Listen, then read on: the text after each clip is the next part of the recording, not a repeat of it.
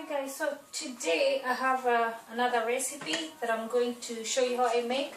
This one is mung beans, or in Swahili we call them ndengu. What I've done with the mung beans, I've boiled them, and these ones I just took them out of the freezer. So I boiled them and that's how they are. Here I'm using tomatoes. I have 2 tomatoes, fresh chopped tomatoes. I have coriander. I have some carrot. I'm only using 1 carrot. I have purple onion or red onion as you call it. I have chopped garlic. I have 3 cloves of garlic because I love garlic. And I have chicken stock. If you're a vegetarian, because this is a good vegetarian meal, you can use a vegetable stock. I have some spices that I'm using: cumin powder, I have coriander powder, and I have I'm using curry powder as well. I have tomato puree, salt, and I'm using rapeseed oil. I find it good heat resistant. So I'm going to show you how I do it, and it's a very easy, straightforward. Oh, sorry. I have some chopped potatoes as well. I use 3 potatoes. I don't need so much of the potatoes. So here I have on a medium heat, I have my pan warming up, and I think it's warm enough. So I'm just going to add maybe 1.5 tablespoons. Mung beans can be quite dry sometimes. My onion.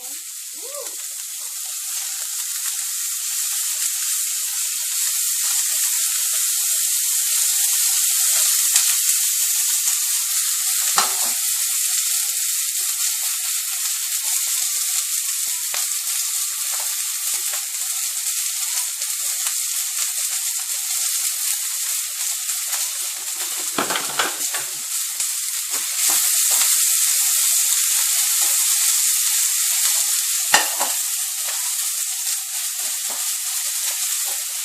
I'm just going to cook this just to soften. I don't want them to brown, so I'm just going to cook them for 2 minutes, and then I'm going to add tomatoes, the fresh tomatoes that I have. I think that is cooling down. It was quite hot, sorry.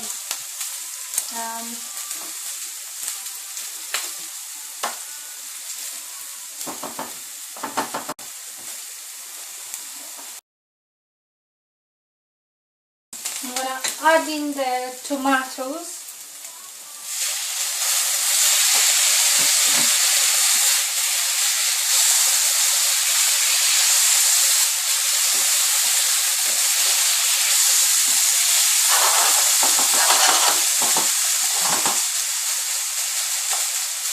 I'm going to cover them for a minute just to let them simmer for a few minutes.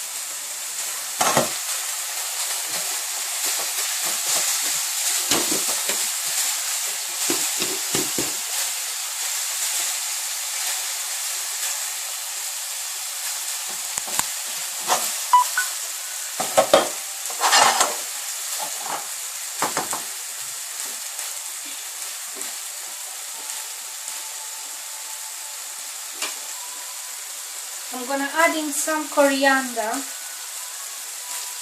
not too much, I'm just going to add a little bit of it, and I'm going to put the curry powder.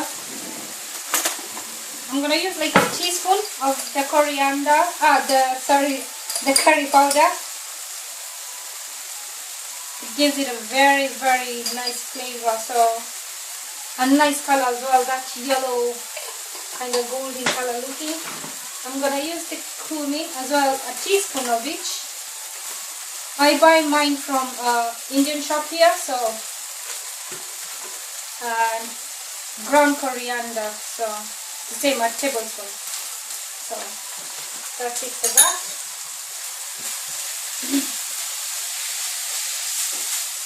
Ooh, the smell.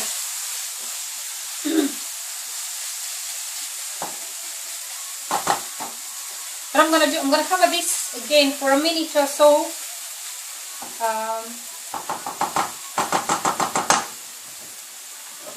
And then I'm gonna put in the carrots to inside the fresh the fresh carrots.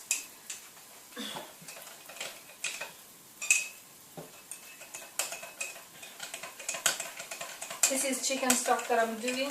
We use the cubes, so I'm just dissolving it in water, hot water.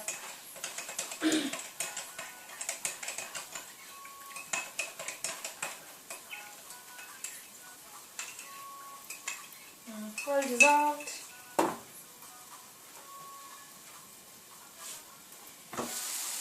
And that's doing well.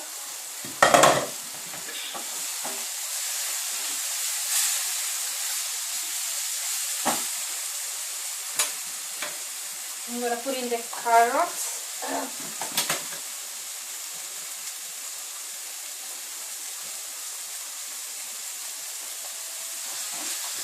Stir them in. And then I'm going to put as well the tomato puree and then cover it. And I'm not going to stir it when I put the tomato puree, because whenever you stir it into the pan or the pot, it tends to stick. So maybe I'll put a tablespoon, maybe. Depends on how much you want. So I just love a little bit of color on my food. So yeah. Pour in some little bit of the chicken stock. I'm gonna cover it and let it simmer for a few more minutes again. I like some heat on my food, so I'm gonna put 2 bird's eye chilies, fresh chilies. This can be quite hot, so be very careful when you're using them.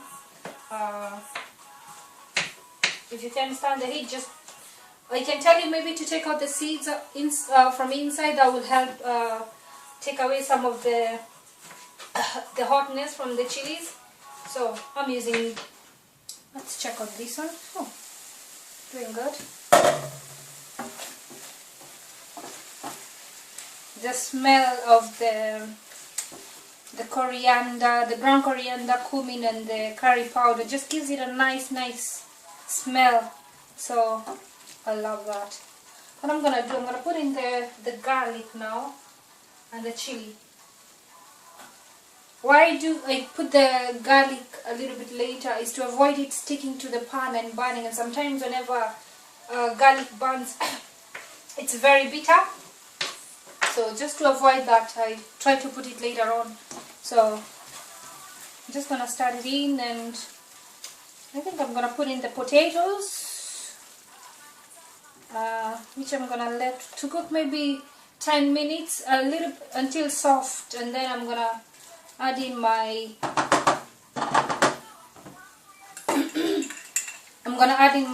mung beans. As I said earlier, the mung beans are, it's an option if you don't like meat, or it's a substitute if you don't want to eat meat all the time. So, and they're better and healthier ways to make nice meals. So what I'm going to do now, I'm just going to put in the potatoes. I have 3 peeled and washed potatoes and cut into small sizes so that they can cook quicker. So I tell you, the smell that is in this kitchen, it's lovely. So that's it. I'm gonna let it cook for 10 minutes, and I'll be back to show you, to go on with the process. So I'm gonna let them cook 10 minutes, and I'll be back for that.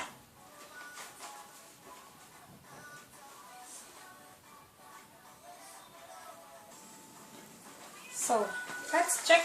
Oh, smells lovely. Oh, taking it to the pot.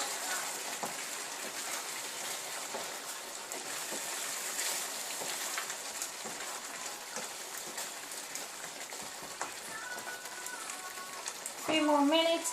What I'm going to do now, I'm just going to put in the mung beans.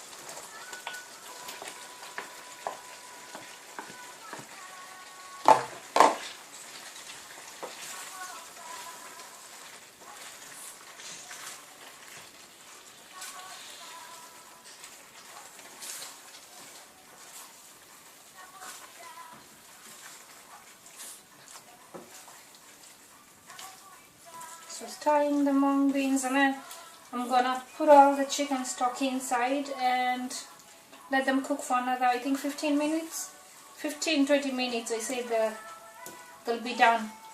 So because of the potatoes, they have to take a little bit longer. So add some water. You mostly, whenever you're cooking, you add hot water. You don't add cold water into the food because then it slows the process of the cooking. So when you add the hot water, kind of pushes it forward. So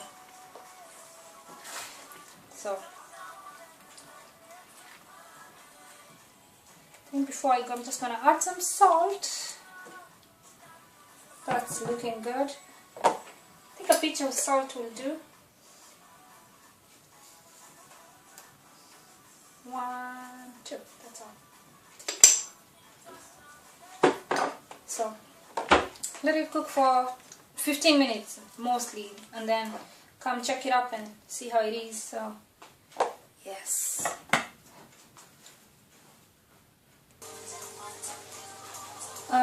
This is after 10 minutes. I'm just stirring it. Be warned that the mung beans tend to stick to the bottom of the pan.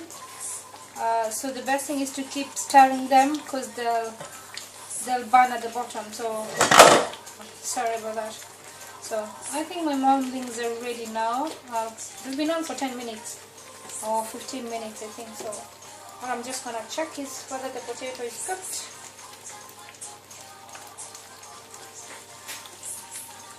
Potato is perfect. So that's my dinner ready, and hope you enjoy it.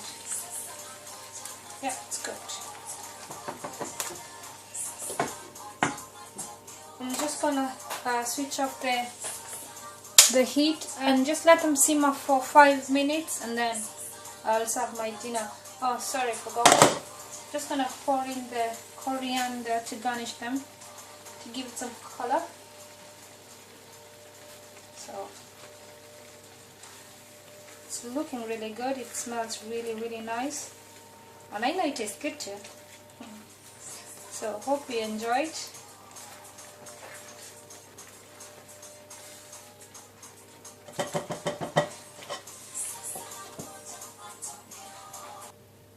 So that's the end results of my mung beans. They look really nice. So hope you enjoy your dinner as I'm gonna enjoy mine. Take care. Bye.